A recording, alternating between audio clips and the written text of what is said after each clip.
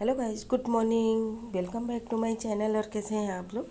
तो उम्मीद करती हूँ आप सब लोग अच्छे होंगे और मैं भी ठीक हूँ। तो मैं नहा धोकर आ गई हूँ क्योंकि इस समय पितरपक्ष का टाइम चल रहा है।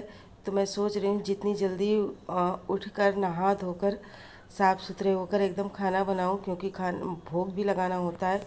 अब तो मैं भगवान जी को भी लगाने लगी हूँ और श्राद्ध पर जो चल रहा है, जो डेली हमारा खाना निकलता है, तो वो तो निकलता ही निकलता है। तो वही मैं नहा धोकर आई हूँ और मैंने कहा अपने बालों में पहले, सबसे पहले तो मैं जूड़ा लगा लूँ। मुझे तो ध्यान भी नहीं कि मैंने चोटी कब बनाई थी। चोटी बहुत ही कम मैं बनाती हूँ क्योंकि एक तो गर्मी मुझे बहुत ज़्यादा लगती है और दूसरी चीज़ ये है कि बाल भी झड़ते हैं। तो मुझे सबसे इजी तरीका लगता है कि आप फटाफट जूड़ा लगाओ और फिर इसके बाद अपना काम चालू हो जाता है। और फिर इसके बाद मैंने थोड़ा सा लिप बाम लगा लिया है और काजल लगा लिया, क्योंकि काजल मुझे लगाना बहुत ज़्यादा पसंद है। काजल हो गया या लिप बाम हो गया। मुझे डार्क लिपस्टिक जो होती है, कहीं घूमने टहलने जाऊँ या पार्टी वियर में जाऊँ तो मुझे डार्क लिपस्टिक अच्छी लगती है, वरना लिप बाम से ही अपना डेली का काम मेरा हो जाता है। तो यानी कि अब मेरा मेकअप हो गया और आप लोगों ने ये भी देखा कि मैंने फेस पर कुछ भी नहीं अप्लाई किया, केवल लिप बाम लगाया है और काजल लगाया है, बस इसके सिवा कुछ भी नहीं लगाया। और फिर इसके बाद मैं आ गई हूँ किचन में, क्योंकि मैंने पानी नहीं भरा था। तो पतिदेव नहा रहे थे तो मैं बाल्टी वगैरह ले जाकर दे आई हूँ, क्योंकि जब सब लोग नहा धो लेते हैं फिर इसके बाद में पानी भरती हूँ, क्योंकि तब तक पानी खूब निकल जाता है, काफ़ी साफ़ पानी आ जाता है। क्योंकि स्टार्टिंग में भरने से क्या होता है कि जो रबड़ या पाइप वगैरह में जो पानी भरा होता है ना, तो वो आ जाता है, तो थोड़ी महक सी आती है, तो अच्छा नहीं लगता। और जब काफ़ी देर तक पानी चल जाता है तो बढ़िया साफ़ पानी आ जाता है, तो फिर कोई भी महक और कुछ भी नहीं होता है। और यहाँ पर मैं थोड़े से चिप्स लेकर आई हूँ भूनने के लिए, क्योंकि डेली क्या होता है कि डेली पतिदेव जो है भोग निकालते हैं, तो चाय भी हमारे यहाँ निकालते हैं। और इसके बाद जो भी मतलब मीठा हो, बिस्किट हो, नमकीन हो, चाय के साथ जो चाहिए होता है वो निकाल देते हैं। तो इसीलिए आज फिर जा रहे थे बिस्किट में। 2 दिन से तो बिस्किट ही निकाल रहे हैं, क्योंकि 2 दिन से मैं सुबह कढ़ाई चढ़ा नहीं रही थी, क्योंकि कुछ मीठा बनाया भी नहीं था। हाँ, एक दिन मैंने हलवा बनाया था तो हलवे का भोग लग गया था संडे को।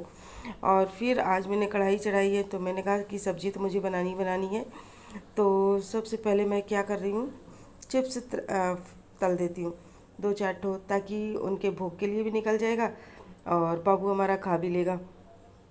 तो ज़्यादा नहीं निकाले, बस 2 ही 4 निकाले हैं ताकि हमारा काम हो जाए। कहते हैं कि पूरे पितर भर मतलब भोग लगाना चाहिए, और मेरे यहाँ भी यही कंडीशन है कि पूरे 15-16 दिन जितने दिन पितर रहेगा, तो सुबह चाय नाश्ता और सुबह का जो भी खाना होगा वो सब चीज़ें निकलती। शाम को नहीं निकलती, लेकिन दोपहर तक जो भी कुछ होता है, चाय नाश्ता खाना पीना, ये सारे आइटम निकलते हैं। और मॉर्निंग के टाइम खाने में मैं प्याज लहसुन बिल्कुल भी यूज़ नहीं करती हूँ, क्योंकि शाम को अगर कुछ बाहर से आ गया तो खा लेती हूँ, वरना इस समय मैं बहुत कम प्याज लहसुन यूज़ कर रही हूँ। क्योंकि संडे को मैंने प्याज डालकर चाउमीन बनाया था। मैं सोच रही थी कि मॉर्निंग में प्याज लहसुन नहीं यूज़ करूँगी, शाम टाइम यूज़ कर लिया करूँगी, क्योंकि बिना प्याज लहसुन के तो सब्ज़ी समझ में ही नहीं आती है। हम लोगों के साथ तो ऐसा है। लेकिन हुआ क्या था कि उस दिन मैंने प्याज चाउमीन में डालकर खाया था, तो बिल्कुल प्याज इतनी बुरी लग रही थी, यानी इतनी ख़राब लग रही थी। जो चीज़ मुझे इतनी अच्छी लगती थी वही चीज़ इतनी ख़राब लग रही थी। तो मेरा बिल्कुल भी मन नहीं हुआ कि मैं प्याज वगैरह डालूं। तो मैंने ये अब सोच लिया है कि अब 15-16 दिन जब तक ये पितरपक्ष चल रहा है तब तक मैं प्याज लहसुन बिल्कुल भी यूज़ नहीं करूँगा। वैसे तो मैं पहले भी नहीं करती थी, लेकिन अब की मैंने कुछ दूसरा प्लान सोचा था, जैसा कि आप लोगों को बताया कि मॉर्निंग में यूज़ नहीं करूँगी, शाम को यूज़ कर लूँगी। लेकिन उस दिन से फिर से मेरा प्याज लहसुन से एकदम मन हट गया।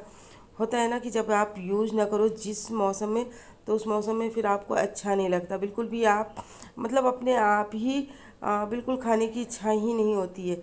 तो वही कंडीशन हमारी है। पहले क्या पितरपक्ष है, नवरात्र है, और जैसे ये गणेश चतुर्थी है, तो इन सब चीज़ों में मैं नहीं यूज़ करती थी। जब मैं खुद ही गणेश गणपति जी को रखती थी तो मैं प्याज लहसुन बिल्कुल यूज़ नहीं करती थी। लेकिन जब नहीं रखती हूँ तो फिर मैं बना लेती हूँ।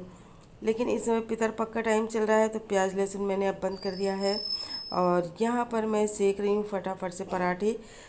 हाँ, भिंडी की सब्ज़ी मैंने बनाई है, जिसको मैंने जीरा हींग और मिर्ची डालकर तड़का लगा दिया है। थोड़ी सी हल्दी डाल दी है और भिंडी डाल दी है, बस इसके सिवा कुछ भी नहीं डाला है। बाकी जब हमारी भिंडी पक जाएगी तब मैं उसमें नमक है, धनिया है, गरम मसाला है और थोड़ा सा क्या है कि अमचूर पाउडर डाल दूँगी, तो हमारी अच्छी खासी भिंडी तैयार हो जाएगी। स्टार्टिंग में नमक अगर आप डाल दो तो भिंडी अच्छी नहीं लगती है, लिबलिबी सी हो जाती है। तो उसको तेज़ आंच पर मैं क्या करती हूँ, थोड़ा सा पहले पका लेती हूँ तेज़ आंच पर, फिर स्लो आंच कर देती हूँ।